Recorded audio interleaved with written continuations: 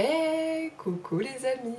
Ça fait un petit moment que je n'ai pas fait de vidéo et c'est tout à fait normal, j'ai pris ce temps-là pour moi.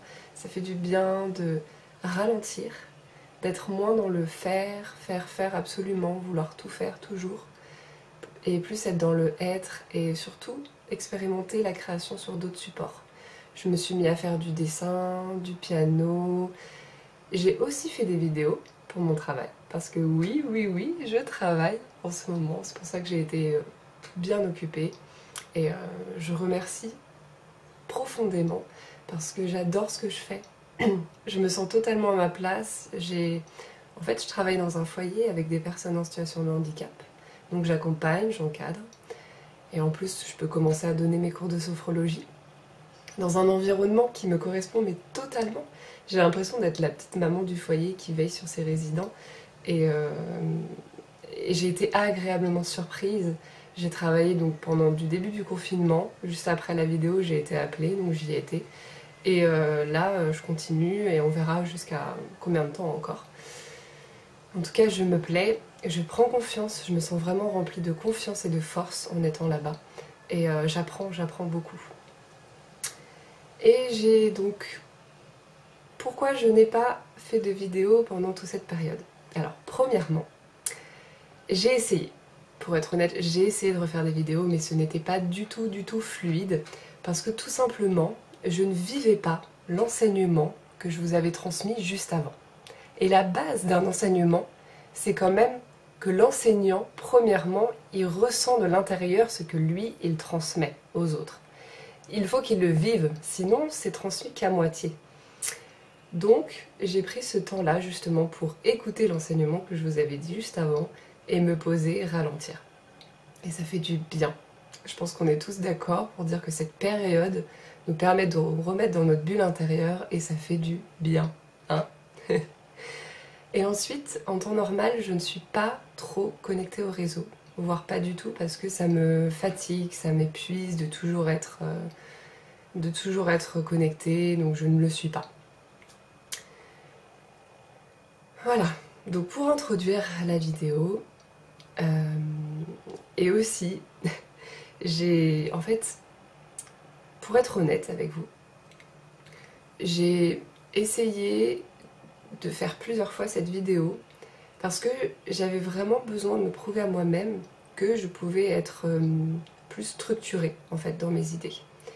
Et j'ai besoin, quand je crée, d'avoir cette structure et ne pas m'éparpiller dans tous les sens. Donc là, je réessaye, on verra bien. C'est le retour de Maëla sur internet, sur YouTube. Donc moi, je vous invite à bien vous asseoir, bien les pieds sur terre, bien les fesses sur la chaise pour bien écouter ce que je vais vous dire, ce que je vais vous transmettre, parce que c'est la meilleure façon de recevoir. Alors, j'aimerais vous parler des périodes, enfin, de cette période et de ce qu'elle peut nous apprendre et de ce qu'elle nous apprend. En fait, les apprentissages. J'en ai relevé plusieurs. À vous aussi de creuser, parce que il y en a plein et j'ai mis ceux qui me venaient. Mais je vous invite toujours à creuser plus loin enfin d'aller plus en surface en fait. D'aller plus en profondeur justement. Être moins dans la surface et plus dans la profondeur. Alors, premier enseignement, j'en ai parlé tout à l'heure, c'est le fait de se remettre dans sa bulle intérieure, le fait de se remettre dans son intérieur, et c'est quand même l'enseignement le plus important de cette période. Je pense qu'on est tous d'accord pour le dire. C'est un moment qui nous a permis de nous retrouver et de contacter cet espace calme, ce calme aussi à l'extérieur, parce que vu qu'on était tous dans notre intérieur, l'extérieur il était moins présent. Donc ça fait du bien et surtout aussi d'avoir le temps. Le temps, c'est une ressource qu'on avait moins avant et maintenant on l'a. Et comment j'utilise ce temps-là? En fait, qu'est-ce que je fais? C'est prendre le temps de faire les choses et quand on fait les choses, de penser à la chose qu'on fait plutôt qu'au temps qui passe. Ça nous permet de contempler aussi et d'être juste là et c'est très important pour son bien-être de prendre son temps. Parce qu'on l'a en fait, on imagine qu'on ne l'a pas, mais on a le temps. Ensuite, c'est justement en prenant ce temps-là qu'on peut être dans l'instant présent. Parce que concrètement, là, on ne sait pas ce qu'on va pouvoir faire ou ne pas faire, ça reste très incertain encore. Donc, cette crise, elle nous invite à vivre l'instant présent, à être moins dans les projections, à être moins dans le futur. Je sais pas pour vous, mais moi, ça fait très très longtemps que je n'ai pas pris mon agenda et que je n'ai pas écrit « Oh, j'ai rendez-vous à telle heure avec machin ». Voilà, je me laisse porter par le mouvement de la vie et ça fait du bien, non, de moins être dans le futur, juste se laisser porter par son instinct du moment. Ensuite, ce moment développe aussi cette autonomie et cette indépendance. On va être amené à contacter ses ressources intérieures parce que les ressources extérieures, elles sont moins présentes. On est d'accord, enfin, par exemple, aller chez le coiffeur, bon, moi ça va avec mes cheveux, mais aller chez le coiffeur, ça a été compliqué, ça a été même, enfin, c'est impossible. Donc comment je vais faire pour me couper les cheveux? Comment je vais faire pour... en fait, c'est important de retrouver ce pouvoir à l'intérieur parce que c'est nous qui créons nos vies, c'est nos vies.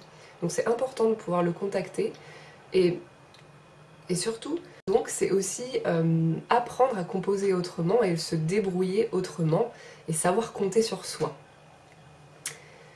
Justement, les besoins essentiels, c'est vraiment une période qui nous a recentrés, remis dans l'axe de nos besoins essentiels. Qu'est-ce que j'ai besoin pour être heureux? Qu'est-ce qui me correspond au quotidien? Qu'est-ce qui est primordial? Qu'est-ce qui est le plus important pour participer à mon bonheur, à mon bien-être quotidien? Et ça c'est important parce qu'on était trop dans le manque en fait les manques à l'intérieur, on les projette dans l'extérieur et on veut absolument tout avoir, etc. pour pallier à ces manques. Et là, vu que les ressources, il y a beaucoup moins de choses, et ben on se pose la question de savoir qu'est-ce qui est essentiel pour moi.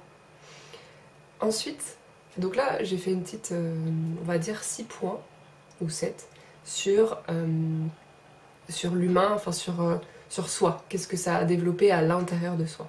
Là, je vais plus aller dans le global et parler au niveau de l'environnement. Parce que nous, on n'a pas pu sortir. Mais par contre, l'environnement, la nature, elle est ressortie, elle, justement. On la voit de plus en plus, c'est concret. Et l'humain, pour conscientiser et comprendre, la meilleure façon, c'est de voir les choses. Et là, on est tous d'accord, on a vraiment vu cette explosion naturelle reprendre ses droits, la nature reprendre ses droits et nous remettre, nous, à notre place en tant qu'humains. La place en tant qu'humain. Oui, on est aussi dans cet grand ensemble, tu vois, ce grand tout, cette solidarité qui s'est créée parce qu'on vit la même chose au même moment. Donc il y a vraiment cette compréhension des uns et des autres, de fait de se retrouver chez soi et de fait de se tenir à distance les uns et les autres, voilà, de se protéger aussi, tu vois, surtout de se protéger. La dernière fois j'étais dans les transports en commun et j'ai vu un petit écriteau avec écrit « Ensemble, protégeons-nous les uns et les autres, mettons nos masques, prenons nos distances, soyons responsables ». Et ça, c'est clairement des messages pour nous dire à quel point c'est important de faire attention aux uns et aux autres.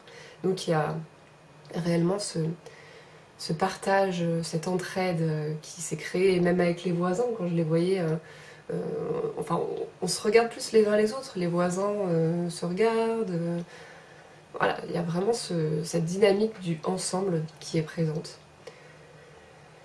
Et ensuite, on peut remercier profondément. Il y a une gratitude qui se met en place. Déjà, premièrement, avec les applaudissements. Mais pas que pour les soignants.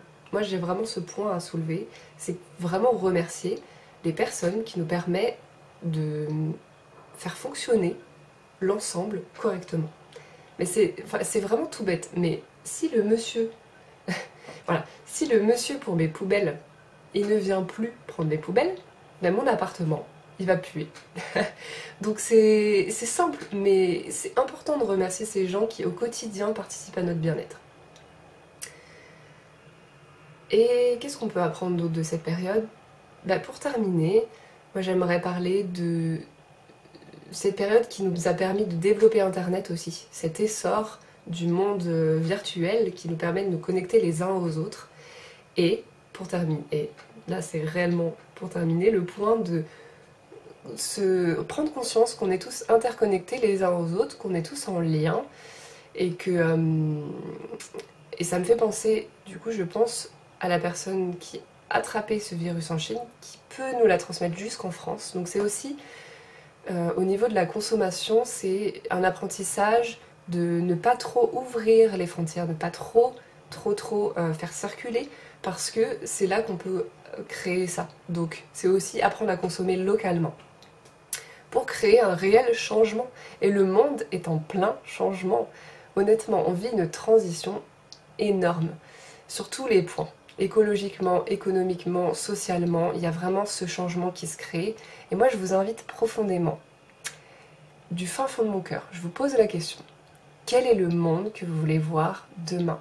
Quel est le changement qu'on va créer ensemble? Parce que c'est une co-création. Donc, qu'est-ce qu'on va amener dans ce monde pour le rendre meilleur? Un monde rempli d'amour, de joie, de paix, plutôt que de peur, de colère, de haine. Un monde où on peut être pleinement soi-même.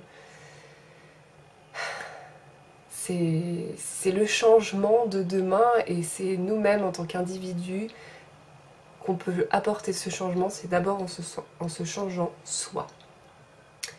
Et je vous en dis pas plus, mais je vous invite à rester parce que justement on va parler de concrétisation du changement.